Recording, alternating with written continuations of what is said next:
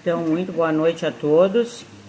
É uma alegria, né, nós estarmos reunidos nesta casa de luz para buscando um aprendizado e fortalecimento espiritual. Eu quero começar com uma pergunta simples, mas bem profunda. Como está o ambiente espiritual do nosso lar? Muitas vezes nós cuidamos da limpeza da casa, da organização, da alimentação, mas será que estamos cuidando da harmonia espiritual do nosso lar? Dentro da doutrina espírita, aprendemos que o lar não é apenas um espaço físico, é um ponto de encontro de almas, é um lugar de aprendizado, reconciliação e evolução. E é neste contexto que surge uma prática bem simples, mas extremamente poderosa, que é o que nós vamos falar hoje, que é o Evangelho no Lar, luz para a família. Então, a origem do Evangelho no Lar. Quem é que começou o Evangelho no Lar? Foi o Mestre, nosso Mestre Jesus, né? Tem um relato espiritual muito bonito, trazido pela literatura espírita no livro Jesus no Lar, que nos ajuda a imaginar como teria sido o primeiro evangelho do lar. Numa noite de luar prateado, quando o céu se povoara de estrelas, Jesus se instalou provisoriamente na casa de Pedro. Como é comum em nossas casas, também lá o assunto estava improdutivo. Jesus não perdeu sequer um momento de sua vida, aproveitando tudo com amor e sabedoria para ensinar e exemplificar. Mudou, portanto, o rumo da conversação, falando: Pedro, acendamos em torno de nós e de quantos nos procurarem a assistência fraterna, uma claridade nova. Na mesa de tua casa é servido o pão de cada dia, que recebes do Senhor. Por que não instalar ao redor desta mesa a sementeira da felicidade e da paz na conversação e no pensamento edificante? O Pai que dá o trigo através do solo, envia-nos a luz através do céu. Aí Pedro respondeu: Mestre, seja feito como desejas. E Jesus, convidando os familiares do apóstolo, a palestra edificante e a meditação elevada, desenrolou os escritos da sabedoria, havendo então na terra, na casa de Pedro, o primeiro culto cristão no lar. Este primeiro evangelho no lar, feito pelo próprio Mestre, é um modelo para todos os que desejam estudar as letras santas no seio familiar. Então esse trecho foi retirado do livro Jesus no Lar, de Francisco Cândido Xavier, pelo espírito Neio Lúcio. Então, o que significa isso, né? Esse tipo de texto dentro da doutrina espírita, né, é chamado dentro da doutrina espírita de relato espiritual ou interpretação edificante da vida de Jesus. Ou seja, não é um registro histórico direto no Evangelho, né? A gente não encontra diretamente esse relato, mas é uma narrativa espiritual com a finalidade educativa e moral. Está nos ensinando aí, né? E por que ele é tão usado? Porque transmite de forma simbólica e sensível uma ideia muito forte, que o próprio Jesus valorizava o ambiente do lar como um espaço de luz, ensino e convivência espiritual. Mesmo não estando na Bíblia, o conteúdo não contradiz o Evangelho. Ele reforça os ensinamentos de Jesus sobre o amor, sobre a convivência e a elevação moral. Então, o que é esse Evangelho no lar, né? Quando o ensinamento do Mestre vibra entre as quatro paredes de um templo doméstico, os pequeninos sacrifícios tecem a felicidade comum. Né? Isso é uma frase do Emmanuel no livro Luz no Lar, pela psicografia de Francisco Cândido Xavier. Então, o Evangelho no Lar é um momento semanal que nós reservamos para orar, ler e refletir os ensinamentos de Jesus, elevar os nossos pensamentos e harmonizar o ambiente da casa. Mas o mais importante é entender que o Evangelho no Lar não é um ritual complicado. É um encontro de amor, simplicidade e espiritualidade. Não é uma coisa complicada de se fazer, qualquer pessoa pode fazer. Ele pode ser feito com a família ou até mesmo sozinho. Eu mesma faço sozinha. Eu faço o Evangelho todas as quartas-feiras, às 21 horas. Tem que ter o dia certo, o horário certo, porque a gente tem um compromisso com a espiritualidade que vem nos assistir, que vem participar, frequentar, aliás, o nosso Evangelho no Lar. Então, se a gente marcou aquele horário, aquele dia, eu tenho que fazer no mesmo horário, no mesmo dia da semana. Eu já esqueci, posso dizer para vocês que já aconteceu de passar a quarta-feira e eu nem lembrar de Evangelho no Lar. Já aconteceu, Mas procurar já, colocar, sei lá, no celular, usar o celular para nos ajudar, a colocar um despertador, alguma coisa ali, nas quartas-feiras, por exemplo, que sou quarta-feira, coloco no celular agora, 21 horas ele vai despertar, se eu não estou lembrando, eu vou lembrar, tá na hora, até antes um pouquinho, pra gente se organizar, eu coloco despertar para me avisar que eu tenho o Evangelho no Lar naquele dia, Então, não é nenhuma invenção do Espiritismo, gente. Vamos pensar que é só o Espiritismo que faz o Evangelho no Lar. Não é invenção do Espiritismo. Mas é uma prática ensinada pelo próprio Jesus, lá na casa de Pedro, que reunia os apóstolos e seguidores em Cafarnaum, Tiberíades e outras aldeias. Conhecido também como culto cristão do lar, o estudo do Evangelho é, ao mesmo tempo, um encontro fraternal do qual participam os espíritos familiares e demais interessados no progresso moral do grupo. Outros, como nós, aproveitam para o próprio esclarecimento. Então, é uma prática cristã que a doutrina recomenda como um recurso poderoso contra a obsessão, de grande alcance na limpeza e higiene espiritual do lar. É um canal de comunicação com Jesus e sintonia com os bons espíritos. E os objetivos do Evangelho no Lar, então? Por que fazer o Evangelho no Lar? Porque ele traz benefícios profundos. Ele harmoniza o ambiente. A casa se torna espiritualmente mais leve, mais tranquila, menos conflito. E fortalece os laços familiares, ajuda na paciência, no diálogo, na compreensão, de um com o outro, no ambiente familiar. Ele atrai bons espíritos, que espíritos amigos sempre se aproximam de nós para ajudar, e inspirar-nos, E promove a educação moral. Aprendemos aos poucos a viver os ensinamentos de Jesus. Então, como fazer o Evangelho no Lar?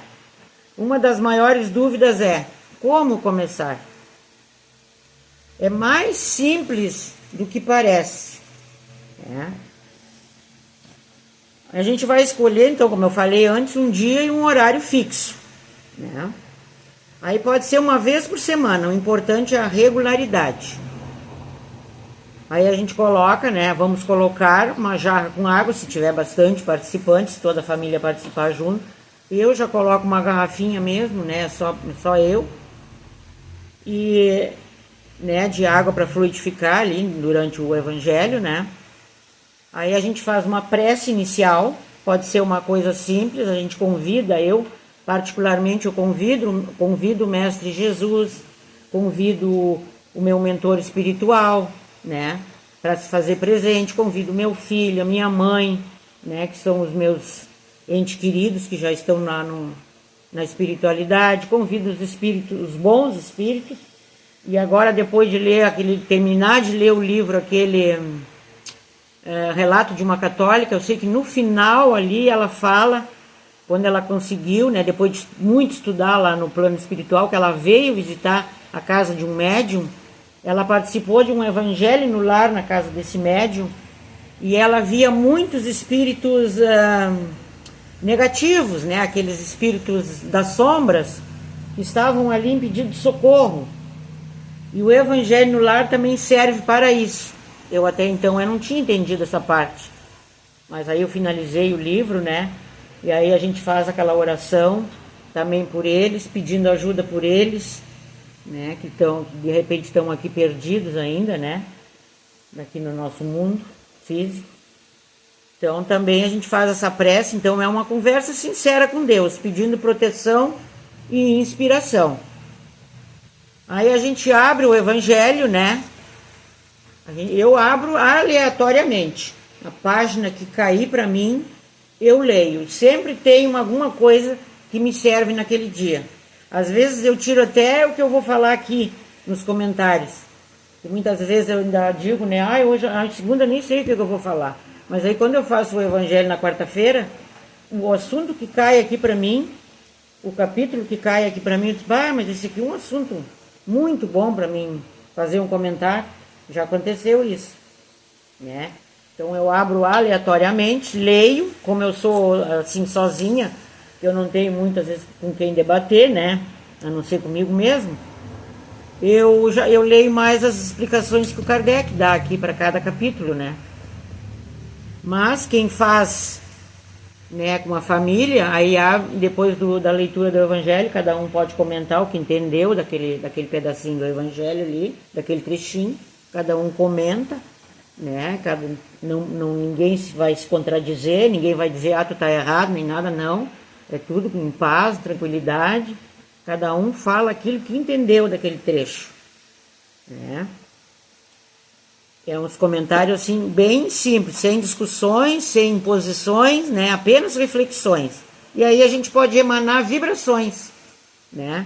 Pensamentos de amor pela família, pelos doentes, pela paz mundial agora, né? Que está acontecendo essas guerras, né? Pelo planeta inteiro, por esses espíritos que estão aqui, que estão ainda aqui perdidos ainda, né? Que não se encontraram, não receberam socorro, não quiseram socorro, sei lá, né? A gente pode emanar bons pensamentos.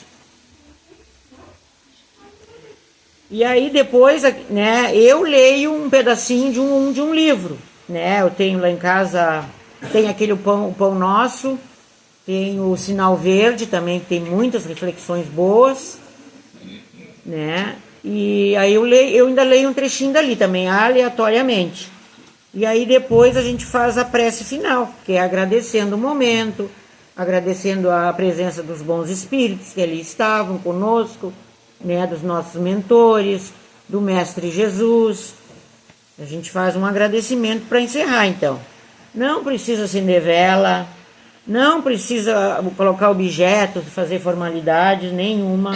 É uma coisa simples, de coração mesmo, né?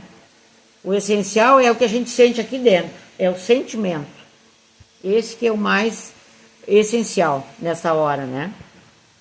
E aí no final todos tomam a água fluidificada. Serve um copo para cada pessoa que está ali, né, na volta da mesa, e toma um copo da água fluidificada. Né? Eu sei de uma história de uma mãe, né, que ela vivia dias muito difíceis dentro de casa. Tinha discussões constantes, tinha impaciência, tinha silêncio pesado, tinha muita tristeza, né? Ela se sentia cansada, emocionalmente esgotada, muitas vezes chorava sozinha, sem saber o que fazer para mudar aquela realidade. Um dia, né, ela resolveu frequentar uma casa espírita. E aí ela ouviu falar sobre o Evangelho no lar, nessa casa espírita. Aí no começo ela pensou, isso não vai funcionar para mim, na minha casa. Minha família não vai participar. Não tenho força nem para começar. Mas aí algo dentro delas parecia que dizia para ela, tente, né? E ela decidiu começar, sozinha. Primeiro dia, Sentou-se à mesa, abriu o evangelho, fez uma prece simples com o coração apertado. Leu poucas linhas, quase não conseguiu refletir, mas permaneceu ali por alguns minutos. Na semana seguinte repetiu, e depois novamente. Nada parecia mudar, mas ela continuou. Até que, aos poucos, algo começou a acontecer. O ambiente da casa ficou mais leve, as discussões diminuíram, o silêncio deixou de ser pesado. Um dia, um dos familiares sentou-se ao lado dela, em silêncio. Na outra semana, outro se aproximou. Sem imposição, sem cobrança, apenas pela força daquilo que estava sendo construído. Meses depois, aquela casa já não era mais a mesma. Havia mais respeito, mais paciência, mais amor, né? E aquela mãe percebeu algo profundo. O evangelho no lar não mudou apenas a casa, mudou o coração dela. E através dela, tudo ao redor começou a se transformar, né? Então, quantas vezes nós esperamos o outro mudar? Né? Muitas vezes a gente espera o outro mudar, quando está acontecendo esses problemas, às vezes familiares, no trabalho, em qualquer lugar, né? Mas o evangelho no lar nos ensina que a transformação começa em nós, começa por nós. Enquanto nós não mudarmos, nós não nos corrigirmos, nós não podemos mudar o outro. Nós temos que servir de exemplo, nós temos que nos mudar, nos transformar, né? E quando nós mudamos a nossa vibração, o ambiente responde. E é verdade. Posso dizer com propriedade que é verdade. Tudo muda. Aí então tem os benefícios, né? Com o tempo os resultados aparecem. Vai ter proteção e harmonia naquele lar, né? Vai criar defesas magnéticas, né, no ambiente, vai afastar vibrações negativas e vai trazer serenidade. Vai fortalecer, fazer fortalecimento familiar. Reúne a família para conversar, trocar ideias e estudar, promovendo a união e o amor fraterno. A conexão espiritual também vai conectar a família com a espiritualidade superior, facilitando o amparo nos momentos de dificuldade. A reforma íntima, que nós tanto falamos, né, e nós precisamos fazer acontecer, ela auxilia, então o Evangelho no Lar auxilia no autoconhecimento, melhorando o comportamento individual e a convivência. E a educação cristã ensina crianças e adultos sobre as máximas de Jesus, cultivando valores morais. Então aqui, se tem criança na família, né, é muito importante, né, já mostrar, já dar exemplo, já convidar as crianças para estudar também, para sentarem junto ali na mesa, né. Então aí desde cedo eles já vão cultivando aqueles valores, né, valores morais, né. Vai trazer muito mais paz para dentro de casa, vai ter menos conflito, vai ter mais paciência e aquela sensação, né, de proteção dos bons espíritos.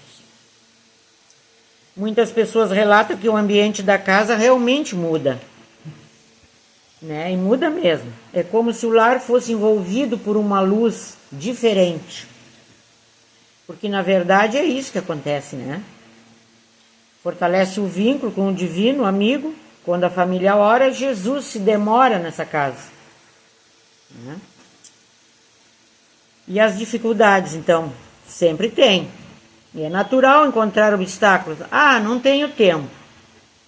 Pois é, eu mesmo faço às 21 horas. Muita gente vai pensar, bah, bem na hora da novela, das 9. Eu não assisto novela, ainda mais em TV aberta. Então não tem problema para mim, que é o horário da novela, né? Começa com 10 minutos. Começa devagarinho, aos poucos, com 10 minutinhos. Depois vai estendendo. O meu tem dias que dura 20, e tem dias que eu não consigo parar de ler aqui o Evangelho, enquanto eu não ler todo aquele capítulo, às vezes dá 30 minutos, né? Minha família não participa. Começa sozinho.